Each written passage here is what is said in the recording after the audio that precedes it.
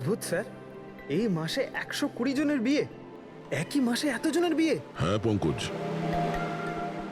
এখন বিয়ের ভালো লগ্নসা আছে। যদি তুমি বিয়ে করো তো সময়টা একদম ঠিক। আরে বিয়ে আর কি করে করব স্যার? কি হলো, কজন পাত্রের নাম পেলে? হ্যাঁ স্যার, সব মিলিয়ে 12 জন আছে, যেখানে পাত্রের নাম আর দিয়ে শুরু হয়। আচ্ছা, হ্যালো, হ্যাঁ হ্যাঁ হ্যাঁ হ্যাঁ স্যার, এর গাড়িটা দেখছি একটা শব্দেই আটকে আছে। হ্যাঁ হ্যাঁ হ্যাঁ। হ্যাঁ হ্যাঁ, ওকে ওকে, থ্যাংক ইউ। স্যার, হ্যাঁ পঙ্কজ। দিল্লি থেকে অফিসার ফোন করেছিলেন। উনি বলছিলেন যে দীপেনের বাড়িতে গিয়েছিলেন কিন্তু কেউ ছিল না, আর প্রতিবেশীকে জিজ্ঞেস করে জানতে পেরেছেন ওর একটা বোনও আছে। শালিনীর নাম্বার দিয়েছেন উনি? হ্যাঁ স্যার, পাঠিয়েছেন। আর উনি বলছিলেন যে দীপেন মাত্র 4 মাস আগেই ওখানে শিফট হয়েছে। একটা মেয়ের সঙ্গে ব্রেকআপ করে আর অন্য কারোর সঙ্গে বিয়ে করে নেয়। এই জন্য শালিনীর সঙ্গে ওর ঝগড়া হয়, আর সেই জন্য এখানে চলে আসে। কি নাম বললে ওই মেয়েটির যে দীপেনকে মনে আঘাত দিয়েছে? ইরা। ইরা? স্যার, হতে পারে কালকে রাত্রে দীপেন ইরার বিয়ে পণ্ড করতে এসেছিল এখানে, আর ইরা ওকেই মেরে দিয়েছে। আচ্ছা, এই ওয়েডিং কার্ডসে ইরা নামের কোনো মেয়ের কার্ড আছে?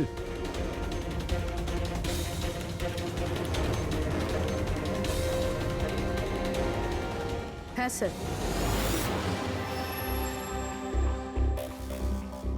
ইরা ওয়েটস রোহিত, এই দেখুন। এই দেখো, ইরা ওয়েটস রোহিত, আর ওদের বিয়ে আজকেই। একটু ওই বিয়ে বাড়িতে গিয়ে দেখো, কনের গায়ে মেহেন্দি। বিয়ে আটকাবার অধিকার কে দিয়েছে আপনাদের? না না, আমরা এখানে কারো বিয়ে থামাতে আসিনি। আমরা এখানে এসেছি তদন্ত করার জন্য।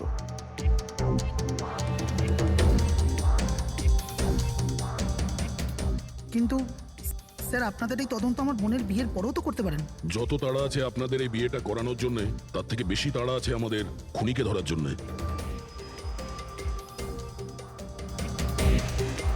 একে চেনেন আপনারা?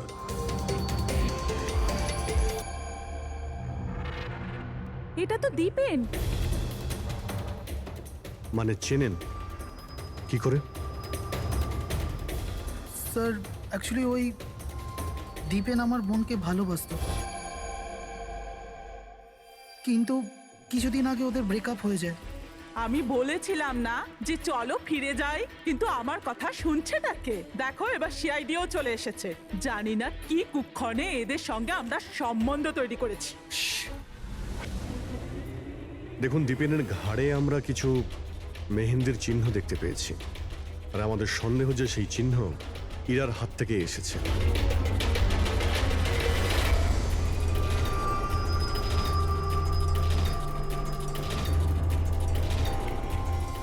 পুরবি, একবার দেখে নাও তো। ইরা, একবার একটু ওঠো তো। ম্যাডাম, কি করছেন আপনি? এখনো তোমার বউ নয়, ও এখন একজন সাসপেক্ট। আমাদের সন্দেহের তালিকায় আছে। আমাদের সন্দেহ যে দীপেনকে খুন করেছে। ইরা এসব কি বলছে? মানে কি? তোমার হাতটা দেখাও।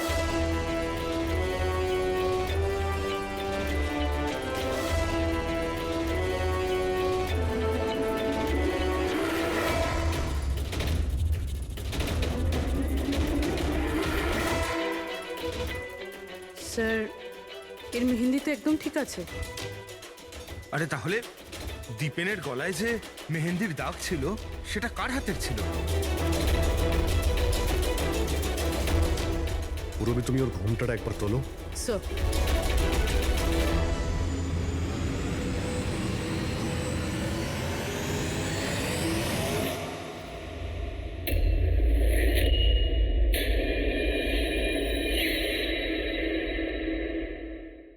অমৃতা, তুমি এই মণ্ডপে কি করছো? আর আমার মেয়ে ইরা কোথায় বলো?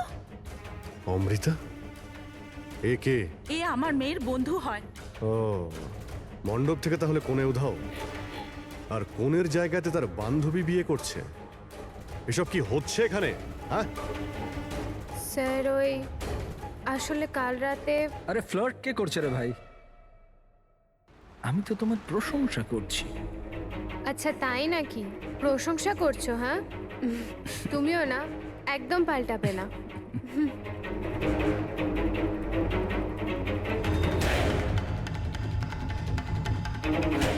এই লোকটা কি জ্বালা। অমৃতা, অমৃতা শোনো। কার্তিক, কি হলো? ওই আমি এক্ষুনি দীপেনকে দেখলাম, ও ইরাকে টেনে নিয়ে যাচ্ছিল। দীপেন? হ্যাঁ। ওর এত সাহস কোথায়? ও ওইদিকে। চলো।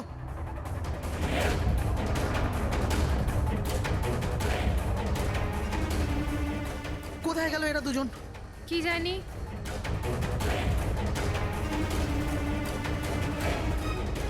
এই এটা তো ইরার ফোন। পাওয়া যায়নি ওকে? না স্যার, ওদের পাইনি। তো দীপেন এখানে এসেছিল আর ইরাকে জোর করে নিয়ে গেছে, কিডন্যাপ করে। স্যার, কিডন্যাপ তো বলা যায় না, কিন্তু কিডন্যাপ বলা যাচ্ছে না মানে? ওই অমৃতা, এটা একটা মার্ডার কেস, আর সিআইডির কাছ থেকে কিছু লুকোনোর চেষ্টা করলেও সেটা খুব খারাপ হবে। অমৃতা, যা জানো সত্যি সত্যি বলো। স্যার, স্যার সত্যি তো এটা যে ইরা এই বিয়েটা করতেই চাইছিল না। ও তো দীপেনকে ভালোবাসতো। ও তো শুধু বাড়ির লোকেদের চাপে পড়েও এই বিয়ের জন্য রাজি হয়েছিল। অমৃতা চুপ করো। আমি তো আগে থেকেই জানতাম এরা হলো 420। আর কি কি রহস্য রয়েছে যা এখনো সামনে আসতে চলেছে? এখানেই বলবেন নাকি সিআইডি ব্যুরোতে গিয়ে চা খেতে ইচ্ছে করছে? হ্যাঁ স্যার, ব্যাপারটা হলো গত কমাস ধরে আমার ব্যবসা ঠিকঠাক চলছে না। আমার প্রচুর লোকসান হয়ে যাচ্ছিল। সুশীল বাবু আমার বিজনেসটাকে স্টেবল করবার জন্য প্রচুর সাহায্য করেছে। তো নিজের মেয়ের বিয়ের ডিল করেছিলেন আপনি, যাতে আপনার ডুবে যাওয়া বিজনেসটা আবার ভালো মতো দাঁড়িয়ে যায়, কি? তাই ইরা উধাও হয়ে যাওয়ার পর অমৃতাকে এই মণ্ডপে বসিয়েছেন যাতে কোনোভাবেই এই বিয়েটা না আটকায়। বাহ। আর অমৃতা, তুমি এই পুরো ষড়যন্ত্রে এত সহজেই যোগদান করলে? আমি এসব কিছুই জানতাম না। আমাকে তো কার্তিক বলেছিল যতক্ষণ ইরাকে পাওয়া যাচ্ছে না আমি এখানে বসে থাকি। এখনই তো 7 পাক হতো, তারপর বিয়েও করে নিতে আমাকে ঠকিয়ে। না, আমি মণ্ডপ থেকে বেরোতেই যাচ্ছিলাম, আর তখনই সিআইডি এখানে চলে এলো, আর সত্যি সবার সামনে চলে এলো। অর্ধেক সত্যি তো সামনে এসছে, আর বাকি অর্ধেক সত্যি সামনে আসবে যখন এটা জানা যাবে যে দীপেনকে মারার পর ইরা কোথায় চলে গেছে। আমার মেয়ের উপর মিথ্যে অপবাদ দেবেন না স্যার। ও তো দীপেনকে ভালোবাসতো, ও কেন খুন করবে ওকে? যদি আপনার মেয়ে নির্দোষ হয় তাহলে ও বাড়িতে ফিরে আসেনি কেন? দীপেন খুন হওয়ার পর থেকে ও নিখোঁজ হয়ে গেছে।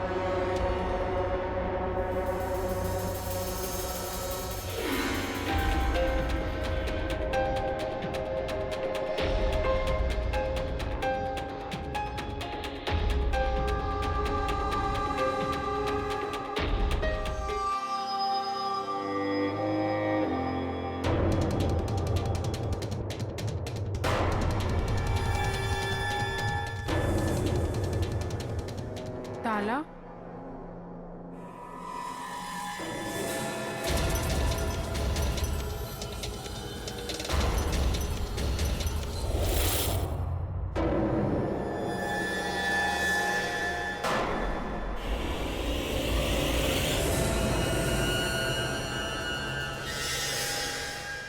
দেখো বস, ইরা নিজের মেহেন্দি পরা হাত দিয়ে দীপেনের গলা নিশ্চয়ই ধরেছিল, কিন্তু দীপেনের মৃত্যু ইরার হাতে হয়নি। দীপেনের মৃত্যু হয়েছে কি করে? এর গলার উপর এই যে মেহেন্দির চিহ্ন আছে, যখন পরিষ্কার করলাম তখন দেখলাম আর একটা দাগ আছে। এই দেখো, এইটা। আর এই চিহ্নটা হচ্ছে কোনো দড়ির, যার কারণে দীপেনের মৃত্যু হয়েছে। তার মানে দীপেনের মৃত্যু গলায় দড়ি দিয়ে টানার কারণে হয়েছে। কিন্তু যদি ইরা খুন না করে তাহলে ইরা কোথায়? আচ্ছা, এমনটা নয় তো যে ওকেও কোনো ক্ষতি করা হয়েছে? স্যার, একটা কথা কিছুতেই মাথায় ঢুকছে না, যদি ইরা এই খুনটা না করে থাকে তাহলে করলো কে? এই খুন হয়তো ইরার বাড়ির লোকেদের মধ্যেই কেউ করেছে। আর তাছাড়া দীপেনের উপস্থিতি ওরা পছন্দ করেনি। হতে পারে দীপেনের কারণে বিয়েতে কোনো বাধা আসবে, সেই জন্য দীপেনকে খুন করে দিয়েছে। স্যার স্যার ইরার ফোন থেকে জানা গেছে যে ওর নিখোঁজ হওয়া 3 ঘন্টা আগে দীপেনের বোন শালিনীর ফোন আসে। ও দিল্লি থেকে বম্বে চলে তো আসে, কিন্তু ফোন তুলছে না। শালিনীর ফোন ট্র্যাক করো, দেখা তো যাক ও এখন কোথায় আছে। আর বাকি রইল ওই সোনালি সুতো, কার হতে পারে?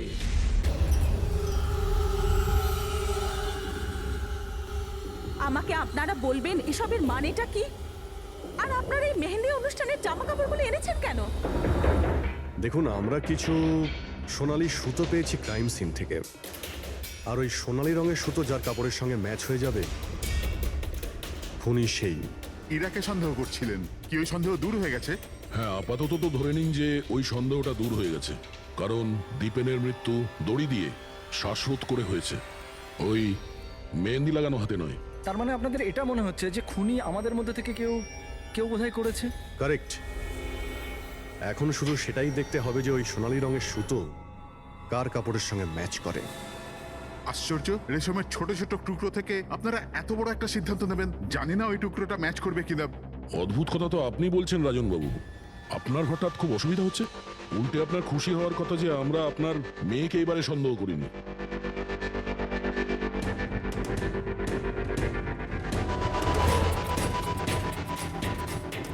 স্যার, এই সোনালি সুতোটা রাজেনের পাঞ্জাবির সাথে ম্যাচ করে। স্যার এই দেখুন, সুতোটা এইখান থেকে ছিঁড়েছে।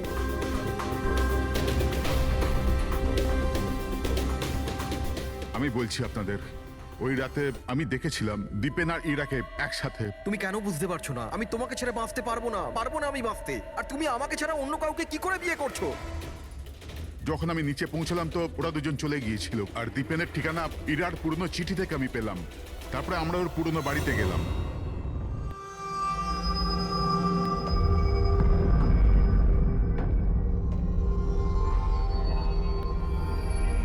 এ কি, দীপেন এইখানে? ইরা ইরা ইরা ইরা ইরা ইরা মা!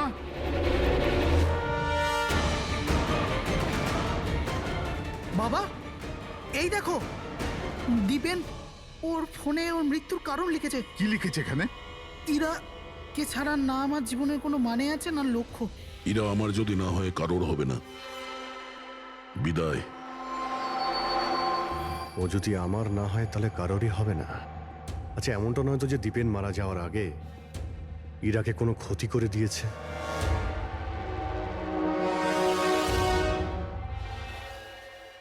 হ্যাঁ পঙ্কজ, হ্যাঁ, দীপেনের বোন শালিনীর মোবাইল ফোন ট্র্যাক হয়ে গেছে।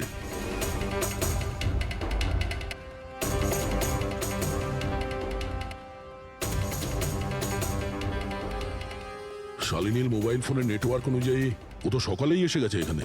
হ্যাঁ, কিন্তু আমাদের ফোন তুলছে না কেন?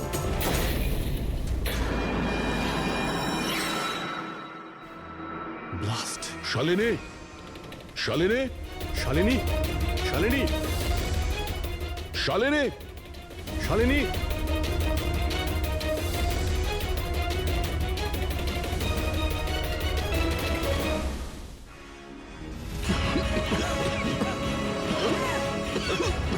শালিনী, শালিনী!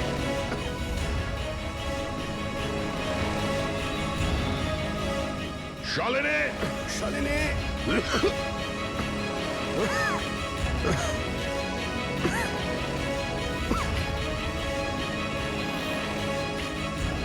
অভিজিৎ,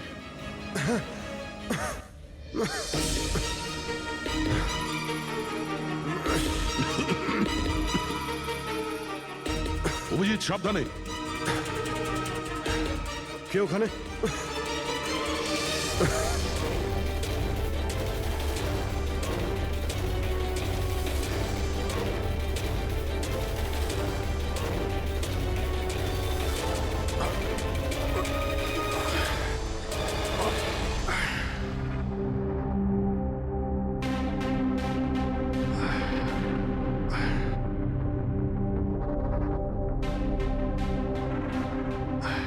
হ্যাঁ অভিজিৎ, দয়া, এবার চোখ ঠিক আছে?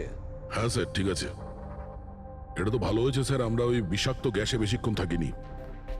কিন্তু স্যার, শালিনী আর ইরার অবস্থা খুব একটা ভালো নয়। ডক্টর ওদের দেখছে। আচ্ছা, কোন বিষাক্ত গ্যাস ছিল ওখানে? স্যার সেটা তো জানি না, কিন্তু আমার মনে হচ্ছে টাইম স্মোক বোম ছিল ওখানে। এই দীপেন স্যার পুরো প্ল্যান করে রেখেছিল। আত্মহত্যার পরে ও ইরাকে ওর রাস্তা থেকে সরাতে চেয়েছিল। হ্যাঁ স্যার, ও তো সুইসাইড নোটে লিখেও ছিল যে ইরা যদি ওর না হয় কারোর হবে না। স্যার হ্যাঁ ডক্টর, ইরা কেমন আছে? স্যার ও এখন আউট অফ ডেঞ্জার, কিন্তু ওর এখনো জ্ঞান ফেরেনি। আচ্ছা, আর Shalini? I am sorry sir, আমরা ওকে বাঁচাতে পারিনি।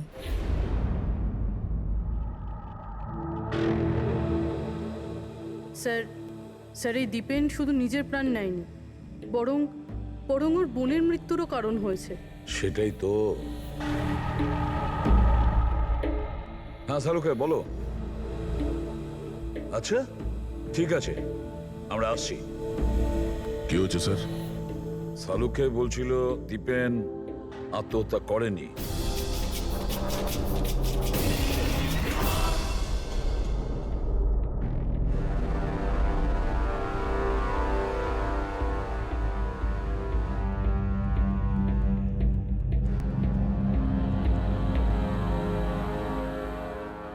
আরে বলে ফেলো না শালুকে, একবার ফাইনালি বলে দাও, দীপেন আত্মহত্যা করেছে নাকি ওকে খুন করা হয়েছে? বস, আমি জানি যে তোমরা খুবই বিরক্ত হচ্ছ। তোমাদের মনে হচ্ছে শালুকে কোনো কথাই বলছে না। কখনো বলছে ইরা দীপেনকে হত্যা করেছে, কখনো বলছে যে দীপেনের হত্যা ইরা করেইনি, কখনো বলছে দীপেন আত্মহত্যা করেছে, কখন বলছে দীপেন আত্মহত্যা করেনি। কিন্তু আমি কি করব ভাই, এই কেসটার সূত্র খুব অল্প অল্প করে আসছে। আরে স্যার, যে প্রমাণ পেয়েছেন সেটা নিয়ে কিছু বলুন না। দেখো বস, যখন কোনো মানুষকে ফাঁসির দড়িতে ঝোলানো হয় আর যখন দড়িটায় টান পড়ে তখন ও শ্বাস বন্ধ হতে থাকে, আর তখন সে শ্বাস নেওয়ার জন্য ছটফট করে, তার ঘাড়টা নড়তে থাকে, আর ঘাড় নড়ার কারণে ফাঁসটা চেপে বসে, আর ওর ঘাড়ের ঠিক পেছন দিকে ওই ফাঁসির দড়ির গিঁটের চিহ্নটা দেখা যায়।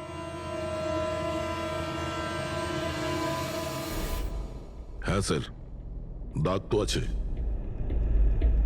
আর স্যার এর ঘাটটা এইভাবে হেলে রয়েছে কেন? এটা কিসের জন্য? হ্যাঁ, এর ঘাড়টা হেলে আছে কারণ এ আগেই মারা গেছে। যদি একজন মৃত ব্যক্তিতে ফাঁসিতে ঝুলিয়ে দেওয়া হয় তবে ও শ্বাস নেওয়ার জন্য ছটফট করবে না, আর সেই জন্যে ওর ঘাড়ের পেছনে গিঁটের চিহ্নটা পাওয়া যাবে না। না, এর পিছনে তো কোনো চিহ্ন নেই। কারণ ঘাড়টা গিঁটের সংস্পর্শে আসেইনি। তুমি নতুন কি আর বললে? আমরা কি এগুলো জানি না? দেখো শালুকে, তুমি শুধু এটা বলো, দীপেনের ঘাড়ের পিছনে ফাঁসির দড়ির গিঁট আছে, হ্যাঁ কিংবা না? দীপেনের ঘাড়ের পেছনে দড়ির গিঁটের চিহ্ন নেই। এসো আমি দেখাচ্ছি। এই দেখো বস, দীপেনের ঘাড়ের ওপর কোনো চিহ্ন নেই। ও, তার মানে খুনি আমাদের ভুল বোঝাচ্ছিল। আগে থেকেই মরে যাওয়া লোককে ঝুলিয়ে দিয়েছে যাতে মনে হয় আমাদের সুইসাইড করেছে। অনেক লম্বা প্ল্যানিং করেছিল। এমন কেউ রয়েছে যে দীপেন আর ইরা দুজনকেই মারতে চেয়েছিল। আর ওই সুইসাইড নোট, সেটাও খুনি লিখেছে। হ্যাঁ স্যার, দীপেনের সুইসাইড নোট দীপেন নিজে লেখেনি। আমি এই মেসেজের অ্যানালাইসিস করিয়েছি একজন লিঙ্গুইস্টিক এক্সপার্টকে দিয়ে। ডক্টর সারিকা, এই লিঙ্গুইস্টিক এক্সপার্ট কি হয়? স্টাইলোমেট্রি নামের একটা শিল্প হয়। যেমন ধরুন, যেমন প্রত্যেক মানুষের আঙ্গুলের ছাপ আলাদা আলাদা হয়, ঠিক তেমনই তার হাতের লেখা স্টাইল, তার ধরন আলাদা আলাদা হয়। প্রত্যেকটা মানুষের লেখার ধরন আলাদা। কেউ অক্ষরগুলোকে একটু ছোট ছোট লেখে, কেউ অক্ষরগুলো বড় বড় লেখে, মাঝখানে অনেকটা ফাঁকা থাকে, কেউ একদম সোজা লাইনে লেখে, কেউ এবড়ো খেবড়ো লেখে। কিছু লোক প্রত্যেকটা অক্ষরের পরে কমা দেয়, যেমন ফ্রেডি দিয়ে থাকে।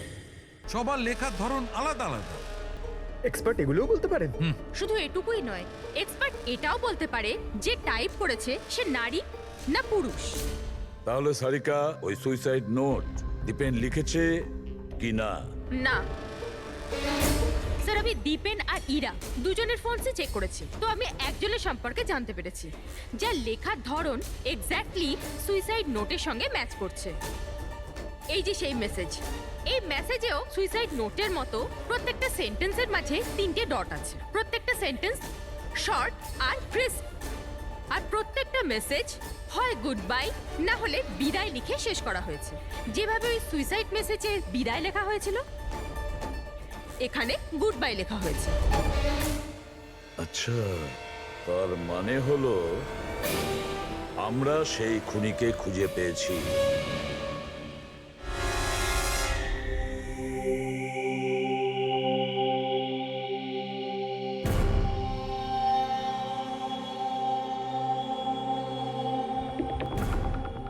হ্যাঁ, হুমকি দিচ্ছি, কি করবি তুই?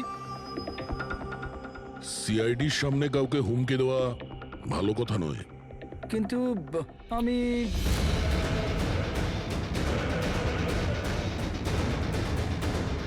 এই দাঁড়া, আরে আরে আরে ললিত বাবু কোথায় পালাচ্ছেন? এটা তো বলে যান যে দীপেনকে খুন করতে গেলেন কেন? এটা এটা আপনি কি বলছেন? আমি আমি কাউকে মারিনি। আচ্ছা সত্যি কথা বলবি নাকি? বলবি নাকি মাথাটা ঠুকে দেবো নিচে? আমি মেরেছি, প্লিজ প্লিজ আমাকে নিচে নামো, আমাকে নিচে নামো। চল, এক তো তুই দীপেনকে খুন করেছিস, আর তার উপরে এটা দেখাতে চেয়েছিস যে ও সুইসাইড করেছে। হ্যাঁ, ইনফ্যাক্ট আমি ওর সুইসাইড নোটটা লিখেছিলাম, কিন্তু কিন্তু কি? কিন্তু এগুলো আমি আমার নিজের জন্য করিনি, অন্য কারোর বলাতে করেছিলাম। কার কথায়? ডাক্তারবাবু, আমার মেয়ের জ্ঞান কখন ফিরবে? ভয় পাওয়ার কিছু নেই, খুব তাড়াতাড়ি জ্ঞান ফিরে যাবে।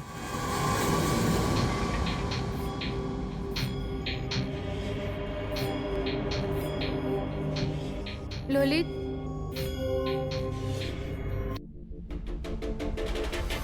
তোমার হাতে হাত করা কেন লাগানো আছে? আসামির হাতে হাত করা থাকবে না তো কি থাকবে বলুন তো? অপরাধী? হ্যাঁ, এই অপরাধী নিজের অপরাধ স্বীকার করেছে ললিত। দীপেনকে এই মেরেছে।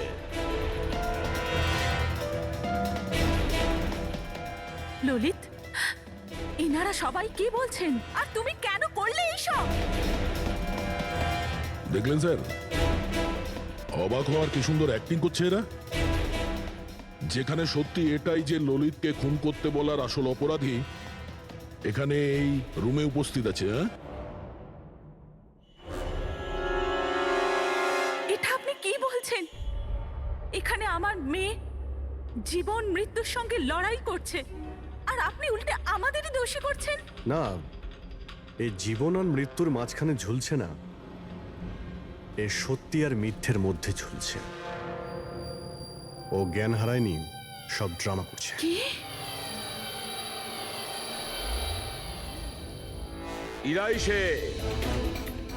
ইরাই ললিতকে বলেছে দীপেনকে মেরে ফেলার জন্য। এই কি সব কথা বলছেন আপনারা? অবস্থা দেখুন এর। আপনাদের মনে হয় যে এ জেনে শুনে বিষের কন্ট্যাক্টে গেছে? স্যার, ইঞ্জেকশন লাগিয়ে দিই? হ্যাঁ হ্যাঁ, নিশ্চয়ই, তাড়াতাড়ি। এটা কিসের ইঞ্জেকশন লাগাচ্ছেন আপনারা? সত্যি কথা বলার, এই ইনজেকশনে একটা কেমিক্যাল আছে যেটা শরীরে যেতেই মানুষ সত্যি কথা বলতে শুরু করে।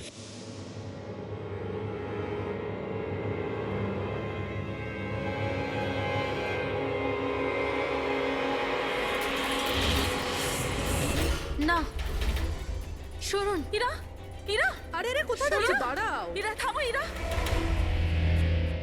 এর মানে হলো যে সিআইডিরা ঠিক কথা বলছেন। আর মিথ্যে বলে কোনো লাভ নেই। এই ললিত তোমার মুখোশ খুলে দিয়েছে। এটা কি করলে ললিত? নিজে ফাঁসছিলে, তার সাথে সাথে আমাকেও ফাঁসিয়ে দিলে। এরা এই প্রতিজ্ঞাটাই তো আমরা করেছিলাম ভালোবেসে, যে আমরা একসাথে বাঁচবো আর একসাথে মরবো।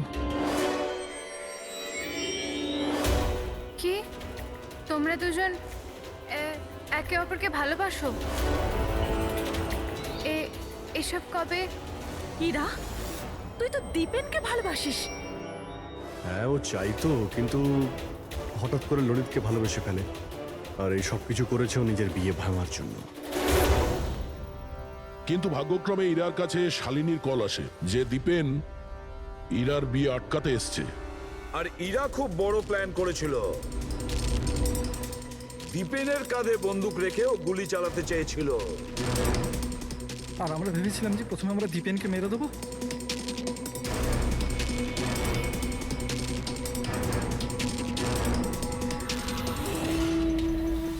আর অনেক দূরে গিয়ে তোমরা ঘর বাঁধবে, কিন্তু ভুলে গিয়েছিলে তোমরা যে অন্যায়ের পথে কখনো সাফল্য আসে না। বুঝেছো? আমাদের প্ল্যান একদম ঠিকঠাক চলছিল, কিন্তু বাবা আর কার্তিক এসে আমাদের প্ল্যানে জল ঢেলে দিল।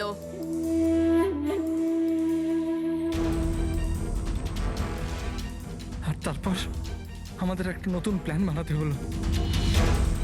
আর ওই নতুন প্ল্যানেও আমার মরার অ্যাঙ্গেলটা ছিলই। বোমের ব্যবস্থা হয়ে গেছে। তুমি বোম ঠিক করে চেক করেছো তো? হ্যাঁ হ্যাঁ, করে নিয়েছি।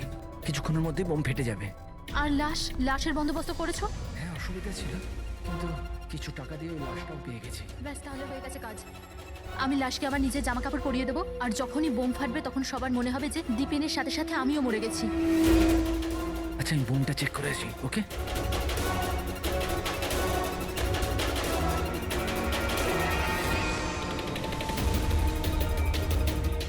শালিনী,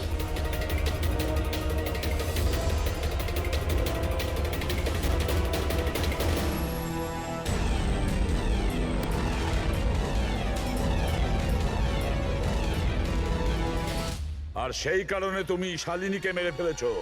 তো আর কি করতাম? সব দেখে নিয়েছিল, কোনো উপায় ছিল না। কিন্তু একটা কথা বোঝা গেল না, যে ওই বিষাক্ত গ্যাস ব্যবহার করেছিলে কেন? বিষাক্ত গ্যাস দিয়ে তো মুখ বদলে যাবে না ওই মর্গের মৃত লাশটার? হ্যাঁ, তাহলে তুমি এটা কি করে ভাবলে যে আমরা ওটাকে তোমার লাশ ভাববো? আমরা বিষাক্ত গ্যাস ব্যবহার করতে চাইনি। আমরা ওই বাড়িটাকে বোম দিয়ে ওড়াতে চেয়েছিলাম, কিন্তু এই ললিত ভুল করে কি বোম নিয়ে এসেছিল যেটা ফাটলই না, ফুস হয়ে গেল। আর এর আগে আমরা আরেকটা বোমের ব্যবস্থা করতাম। আপনাদের গাড়ি আসার আওয়াজ আমরা শুনতে পেলাম, তখন আমাদের প্ল্যানটা চেঞ্জ করতে হলো। আর ও আমাকে ওখানেই বেঁধে চলে গেল, যাতে সবার মনে হয় যে অপরাধ আমি করিনি, আমার সাথেই হয়েছে। আর তারপর আমি বাড়ির অন্য একটা দিকে গিয়ে লুকিয়ে পড়লাম, যেখানে কোনো গ্যাস ছিল না। আর তারপর আমি ওখান থেকে প্রাণ বাঁচিয়ে পালালাম। আমরা এটা চাইছিলাম যে আপনাদের যাতে মনে হয় এই সমস্ত কাজকর্ম দীপেন করেছে। ও নিজে তো আত্মহত্যা করে নিল, কিন্তু ইরাকে মারতে অসফল হয়েছিল। নিজেদের জীবনটাকে সুন্দর করবার জন্য একটা নয়, দুটো নয়, তিনটে প্ল্যান করেছিলে তোমরা, আর দুটো নিরীহ লোকের প্রাণও নিয়েছো তোমরা। এবার জেলের গড়াদের পেছনে পৌঁছতে পৌঁছতে প্ল্যান তৈরি করো।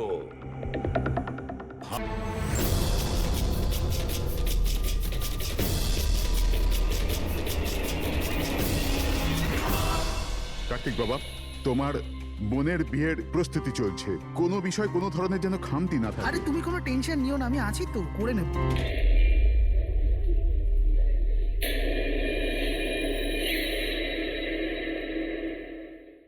ওহো, বিয়ের বাড়ির ব্যাপার, মেহেন্দির অনুষ্ঠান। আরে দাদা, কি করছেন? তাড়াতাড়ি করুন, অতিথিরা তো এক্ষুনি চলে আসবে। আন্টি, তুমি কেন এত টেনশন নিচ্ছ? বিয়ের বাড়ির ব্যাপার, আর আমার মেয়ের বিয়ে, টেনশন তো হবেই, তাই না? আমি ওর বেস্ট ফ্রেন্ড হই না? আমি ওর ভালোভাবে খেয়াল রাখবো। তুই তাড়াতাড়ি যা, ওর তোকে দরকার হতে পারে। আরে দাদা, ওটা ওখানে নয়, এখানে রাখুন। হ্যাঁ,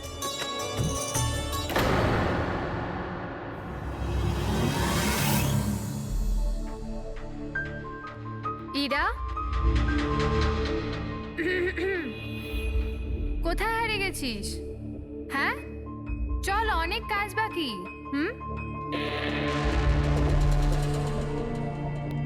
আমি এখনো বলছি যে দেরি বেশি হয়নি, চলো তাড়াতাড়ি যাই এখান থেকে। আরে আমাদের ছেলের ইরার থেকেও ভালো মেয়ে পাওয়া যাবে। আরে কি সেই একই কথা বলে যাচ্ছ? তোমার যদি জানা না থাকে জেনে ও বুঝে নাও, আমার ছেলে ইরাকে খুব ভালোবাসে এবং ওকেই বিয়ে করবে ঠিক করেছে। হ্যাঁ হ্যাঁ কার্তিক, এক্ষুনি আসছি আমি। অমৃতা, কি হয়েছে? তোর ভাই ফোন করেছে, কিছু কাজ আছে, এক্ষুনি আসছি।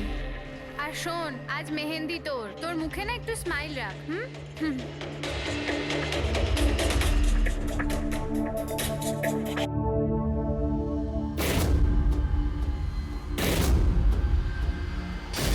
আচ্ছা ওই সব বক্সেসগুলো রেখে দেবে আর লাইটের সেটআপটাও চেক করে নেবে।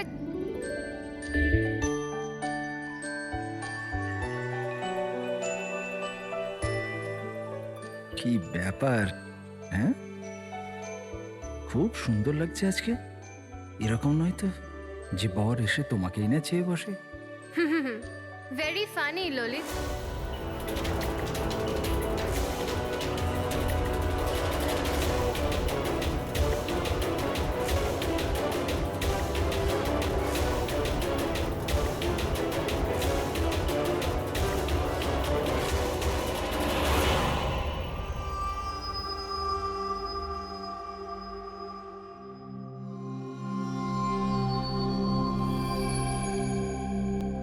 রিসর্ট কি বন্ধ হয়ে গেল? এর দেখভালের পুরো দায়িত্ব আমার ঘাড়ে এসে গেল। আর মালিকের এইটুকু বুদ্ধি তো থাকাই দরকার না? এত বড় রিসর্ট একলা মানুষ কি করে পরিষ্কার রাখবে? এই সুইমিং পুলটা একেবারে নোংরায় ভরে গেছে। যতই পরিষ্কার করো না কেন, দুদিন অন্তর ঠিক নোংরা হয়ে যায়, প্রতি দুদিন অন্তর। আরে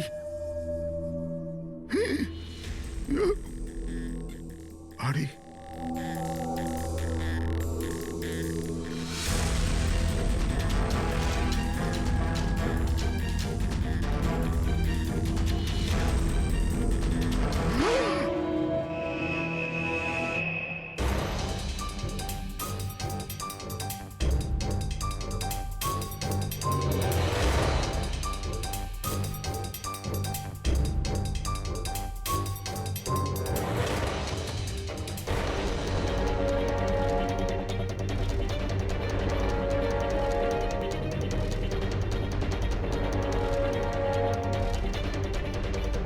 দেখো বাবলু, তুমি যদি কিছু না করে থাকো তাহলে ভয় পাওয়ার কোনো প্রয়োজন নেই। সিআইডি নির্দোষদের কখনো শাস্তি দেয় না, বুঝেছো? মনে হচ্ছে লাশ অনেকক্ষণ ধরে জলে আছে। হ্যাঁ দয়া, মনে হচ্ছে 12 ঘন্টার বেশি হবে। কোথাও কোনো আঘাতের চিহ্ন নেই বস, শুধু এখানে এই গলায় এখানে অদ্ভুত কিছু লেগে আছে। গলা টিপে মেরেছে? আপাতত দেখে তাই মনে হচ্ছে। এই রিসর্টের চাবি কি তোমার কাছেই থাকে? না স্যার, মালিকের কাছেও একটা আছে। তুমি গেটটা দেখাও তো। পঙ্কজ, দেখো তো একটু ভালো করে চেক করো, দেখো কিছু পাওয়া যায় কিনা।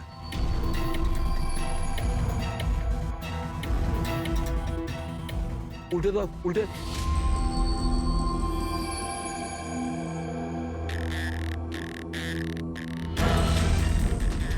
স্যার, এ তো ট্যাক্সির বিল দেখছি। ইনি কাল রাত্রে ডোমেস্টিক এয়ারপোর্ট থেকে ট্যাক্সি ধরেছিলেন। পঙ্কজ, এই লাশটার ফটো তুলে এয়ারপোর্ট সিকিউরিটিকে দেখাও আর এর পরিচয় জানো। তালা তো ভাঙা নেই, তার মানে হলো কেউ চাবি দিয়ে খুলে ভিতরে ঢুকেছে, বা হয়তো অন্য কোনোভাবে। হতে পারে স্যার এই রিসর্টেরই কোনো কোণাতে এই অপরাধটা হয়েছে। বা হতে পারে দয়া ওকে এখানে মেরেই এখানে ফেলে দিয়েছে, বা অন্য জায়গায় মেরে ওর লাশটাকে এখানে ফেলে রেখেছে। পুরবী, এত বড় একটা গেট, গেটের উপর দিয়ে লাশকে নিয়ে ঝাঁপ দেওয়া অসম্ভব মনে হচ্ছে। অন্য কোনো রাস্তা দিয়েই ও লাশ নিয়ে ভিতরে এসেছে। কিন্তু স্যার, ভেতরে আসবার জন্য অন্য কোনো রাস্তা নেই এটা ছাড়া। আরে তুমি আমাদের কাজটা করতে দাও না, এদিকে এসো।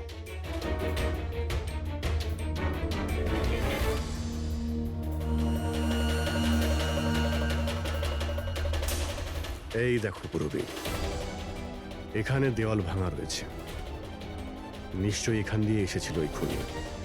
তাহলে তো স্যার এখান থেকে কোনো সূত্র পাওয়া যেতে পারে।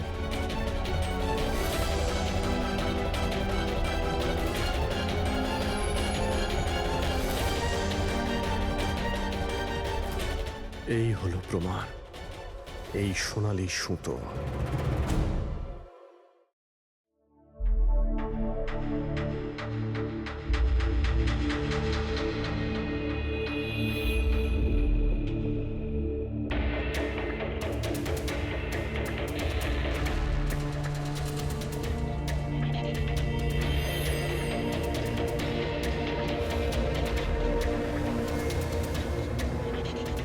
আশ্চর্য ব্যাপার, একটা অদ্ভুত জিনিস লেগে আছে এর গলার উপরে।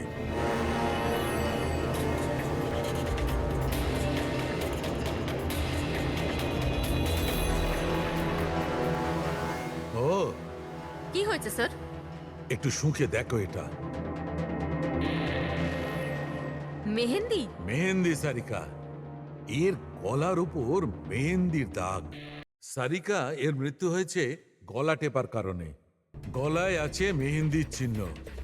তার মানে যে এর গলাটা টিপে ধরেছিল ওর হাতে মেহেন্দি লাগানো ছিল। আর খুনটা যে করেছে সে হয়তো কোনো মেয়ে, আর ও সেই সময় খুন করেছে যখন ওর হাতের মেহেন্দি ঠিক করে শুকোয়ও নি। রাইট। আজকাল এমনিতেও বিয়ের সিজন চলছে, হয়তো কোনো ফেস্টিভ্যাল, ফাংশন বা বিয়ে বাড়িতে গিয়েছিল। রাইট। এই জন্য অভিজিৎ ওখান থেকে সোনালি সুতো পেয়েছিল। হয়তো কোনো দামি ড্রেসে যেটা পরেও পার্টিতে যাচ্ছিল। তার মানে হচ্ছে এই সোনালি সুতো আর গলায় লেগে থাকে এই মেহেন্দি আমাদের খুনি পর্যন্ত পৌঁছে দেবে।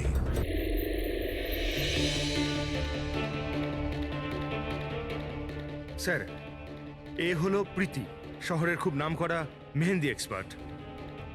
দেখো মা, আমি চাই যে তুমি লাশটাকে দেখো, আর এর গলায় যে মেহেন্দি লেগে আছে, যার দাগটা আমরা দেখতে পাচ্ছি, সেটার ব্যাপারে আমাদের ইনফরমেশন দাও। ডোন্ট ওয়ারি, ভয় পাবার কিচ্ছু নেই, আমরা সবাই এখানে আছি। ম্যাডাম, একজন খুনি বাইরে ঘুরে বেড়াচ্ছে, আপনি একটু সাহস করুন প্লিজ। আসুন।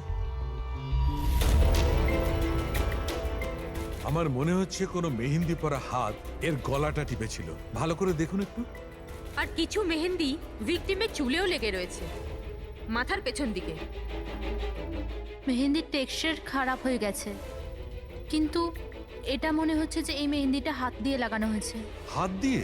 হ্যাঁ স্যার, বেশিরভাগ লোক আলাদা আলাদা ডিজাইন বানানোর জন্য স্টেন্সারের ব্যবহার করে। এই ডিজাইন স্টেন্সিলে নয়, হাত দিয়ে করা হয়েছে। হ্যাঁ স্যার। আচ্ছা, আপনি প্লিজ 1 মিনিট এদিকে আসবেন।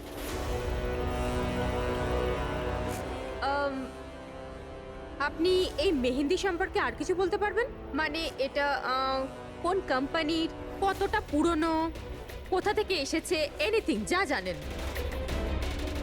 স্যার, মেহেন্দির কালার, টেক্সচার আর স্মেল থেকে মনে হচ্ছে এই মেহেন্দিটা কোনো কমার্শিয়াল কোম্পানির নয়। এটা নিশ্চয়ই কেউ বাড়িতেই বানিয়েছে। তার মানে লোকেরা সাধারণত বাড়িতে তৈরি মেহেন্দি ব্যবহার করে, তাই তো? হ্যাঁ স্যার, কারণ ওটা কেমিক্যাল ফ্রি থাকে। আচ্ছা। এরকম তো শহরে অনেক লোকই আছে যারা বাড়িতে মেহেন্দি বানায়, তাই মেহেন্দির সাহায্যে তাকে ধরতে গেলে অনেকটা সময় লেগে যাবে স্যার। স্যার। হ্যাঁ স্যার, ভিকটিমের ব্যাপারে জানতে পেরেছি। হ্যাঁ, একে? স্যার, ওর নাম দীপেন, দিল্লিতে থাকতো, আর আমি লোকাল পুলিশকে বলে দিয়েছি যে ওর বাড়ির লোককে যেন খবর দিয়ে দেয়। গুড। আচ্ছা প্রীতি, আরো একটু দেখুন যদি আমাদের কিছু বলা যায়।